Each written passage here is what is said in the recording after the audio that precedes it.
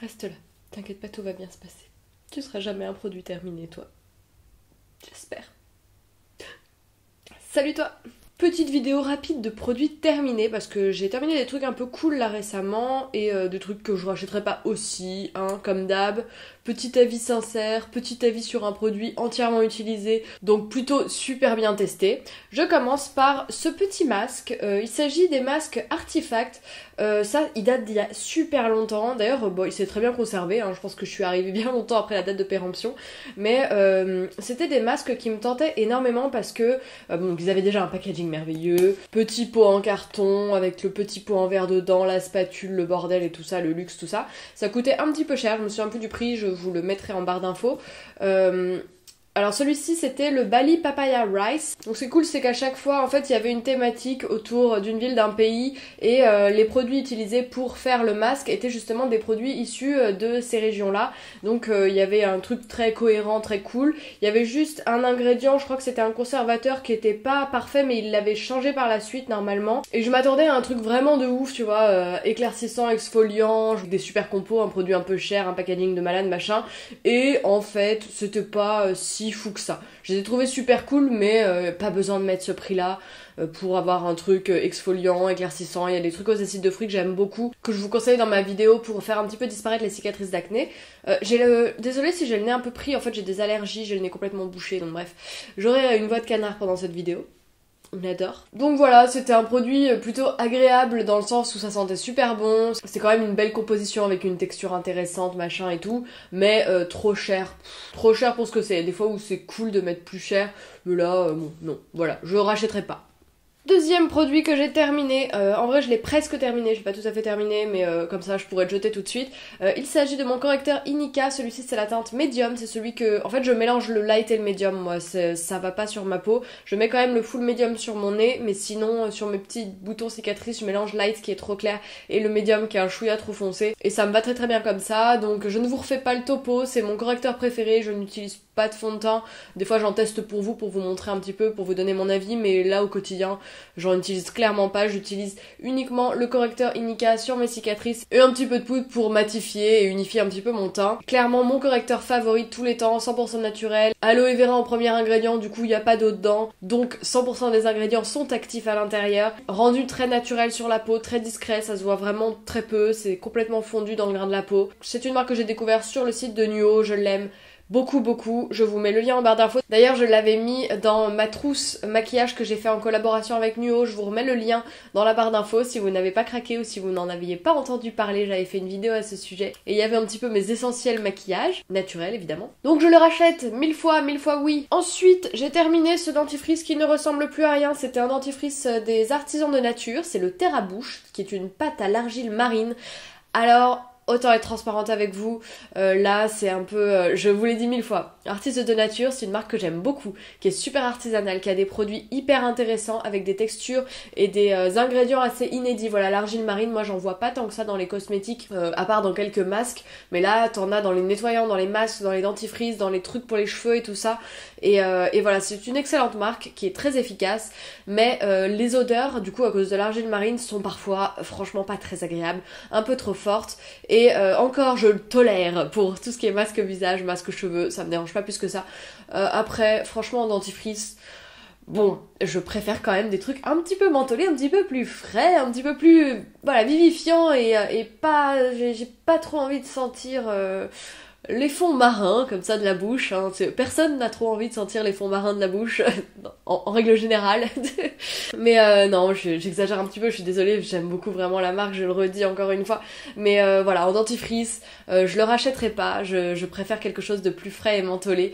Mais si par exemple vous avez plutôt des problèmes de gencives, peut-être des cas un petit peu plus particuliers où vous aurez besoin d'actifs qui vont être assez tonifiants parce que dedans il y a quoi dedans? Il y a des... Tiens, le packaging, par contre, là, c'est une horreur. Argile, huile essentielle, extrait de plantes, tonique et parfumé, donnera une haleine fraîche. Ça participe à l'hygiène buccale, légèrement abrasive. L'argile entretient la brillance et l'émail des dents. Enfin, il y a un truc vraiment très intéressant dans la composition pour purifier la bouche, au-delà de l'aspect vraiment, superficiel, on va dire, de l'odeur. Mais moi, je n'ai pas de problème de dents, je n'ai pas de problème de gencives, j'ai pas du tout de soucis pour le moment, je croise les doigts, au niveau dentaire. Donc, je privilégie tout simplement un goût qui me plaît, enfin voilà, donc il y a que ça qui me reste en fait comme critère, mais si jamais vous avez des soucis, pourquoi pas tester de ce côté-là, parce que la composition est intéressante. Alors j'ai terminé, voilà je vois qu'il en reste, mais ça se fout au fond, j'arrive pas, pourtant j'avais vidé, bon bref, j'ai terminé l'huile démaquillante lactée de chez Melvita, dont je vous ai tant parlé, j'arrêtais pas de vous dire c'est mon huile démaquillante favorite, c'est ma préférée, c'est mon machin, nanana. C'est toujours une de mes huiles préférées, démaquillante, mais, il y a un mais comment vous dire, je continuerai d'utiliser Sanoflore, Melvita, machin, j'ai pas du tout envie de me radicaliser en mode oulala, les marques, les grands groupes, tout ça, c'est horrible, n'y allez pas, machin.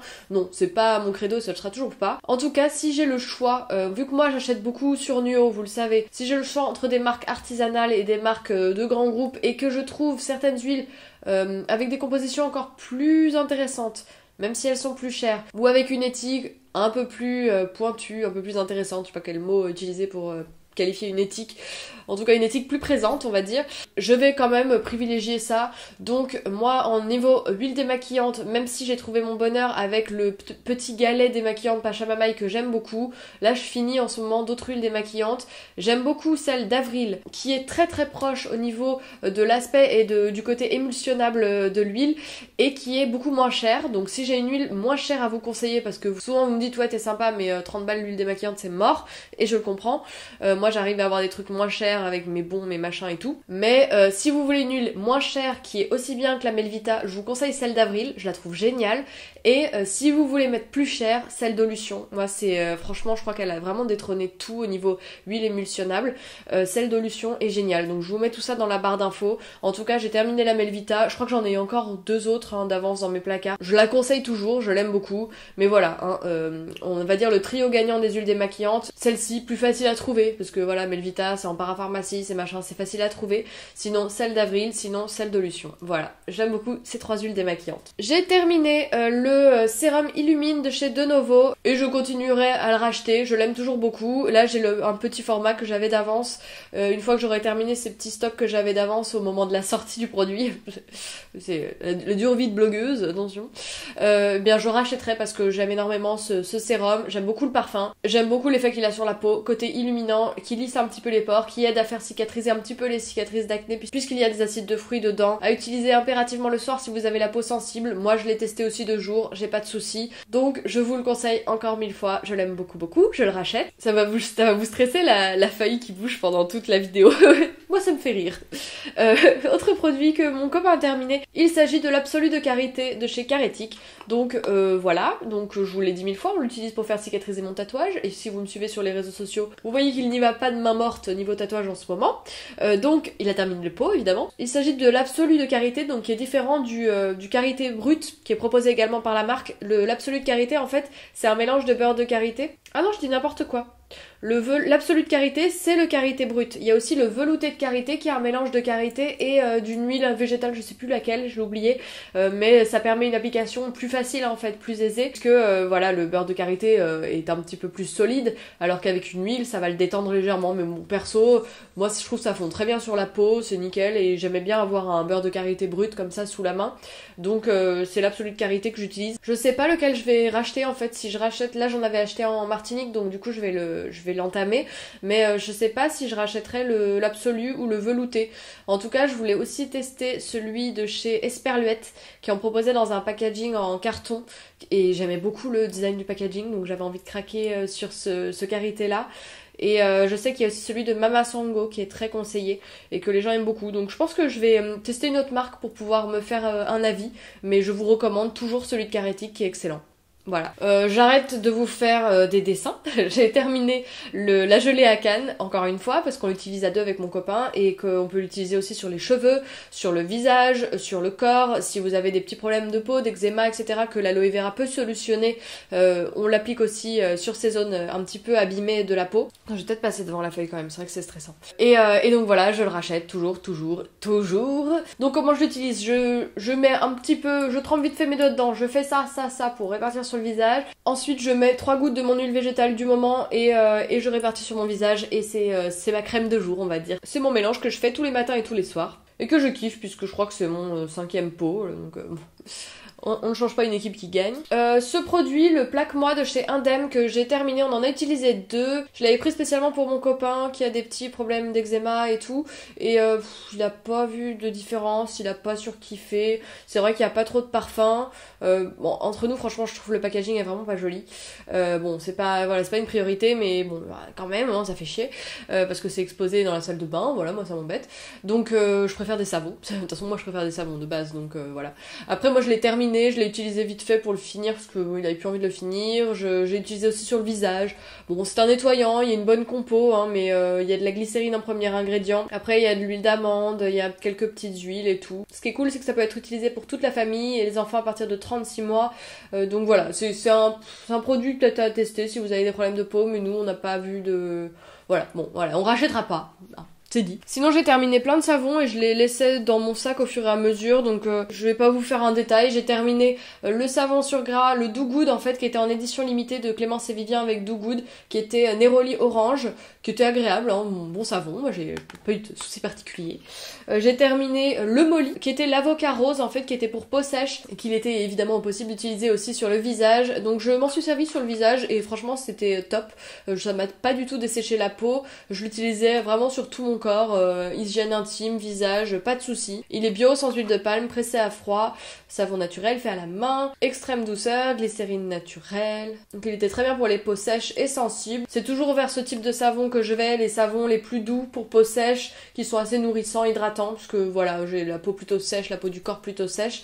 Donc je me dirige toujours vers ces savons, je suis rarement déçue. Donc je sais vers quelle savonnerie me tourner, hein, donc je suis rarement déçue. Donc le Molly, une savonnerie que je vous conseille à 1000%. J'ai terminé celui-ci, je me souviens plus trop, le Haut Lila, je crois que je l'avais eu chez Cebio. Enfin c'est une marque, je crois, qui est Slow Cosmétique aussi, enfin en tout cas c'est une marque belge. Et voilà, c'était un bon produit, je me souviens plus trop, mais bon en tout cas je sais que j'ai pas eu de soucis. Le Unique au curcuma de chez Gaïa, alors lui, moi j'aurais pas dû, je crois que c'était un kit qui m'avait fait, ou peut-être que je voulais le curcuma, je crois que je l'avais quand même choisi pour illuminer un petit peu la peau du visage, mais je crois qu'au final je l'ai pas utilisé sur mon visage, parce que c'était à l'époque où j'utilisais pas de savon sur le visage. C'est toujours pas vraiment le cas dans ma routine, hein. Des fois je fais tout d'un coup, et des fois je finis un petit peu mes nettoyants visage que j'ai. Bon voilà, il l'avait, j'ai pas grand chose à vous dire de plus sur son sujet. Et j'avais également acheté le savon qui avait sorti Make It Beauty à l'huile de thé blanc, donc j'étais là, oh là là, mon dieu, j'adore l'huile de thé blanc, ils ont sorti un savon, il me le faut. Il était très bien aussi, là pareil, je m'en étais servi sur mon visage et sur mon corps. Rien de bien nouveau, hein, un savon pressé à froid avec des bonnes huiles, fabriqué en France, pas de soucis, je sais plus quelle savonnerie a travaillé. Ah bah c'est le Molly, voilà. Donc voilà, pas de surprise, très bonne savonnerie, donc un très bon savon, donc vous pouvez y aller. De toute manière, on est quand même rarement déçus quand on se dirige vers des petits artisans, quand c'est made in France, que c'est fabriqué à la main, que c'est saponifié à froid, et qu'il y a le petit logo de saponification à froid, que c'est labellisé Nature et Progrès, je peux vous dire. Vous pouvez retrouver la plupart des marques sur Slow Cosmétique. Donc voilà, on est rarement déçus. Si vous aimez les savons, allez voir un petit peu toutes les marques proposées sur la Slow Cosmétique aussi. Vous aurez un super choix de petits artisans et vous trouverez votre bonheur. Voilà, c'en est tout pour cette petite vidéo de produits terminés. J'espère qu'elle vous a plu. N'hésitez pas à me dire si vous avez des coups de cœur vous aussi en ce moment, si vous avez terminé des produits que vous rachetez sans cesse, si vous avez testé les produits dont je vous parle. J'aime bien avoir votre avis aussi parce que vous me faites acheter aussi des trucs, hein, vous me conseillez des super produits souvent. Merci encore 1000 fois pour tous ceux qui prennent le temps de regarder une petite vidéo YouTube, c'est qui me permettent d'être mieux rémunéré que YouTube me rémunère, c'est-à-dire peanuts. Si j'ai quoi, j'ai 40 balles par mois je crois, en moyenne. C'est rien. Alors ça c'est cool, ça me permet de manger à la cantine la semaine. Voilà. Sauf qu'il raconte sa vie. La transparence, hashtag la transparence. Merci 1000 fois d'avoir regardé cette vidéo. Je vous fais des bisous, je vous dis à la semaine prochaine. Salut!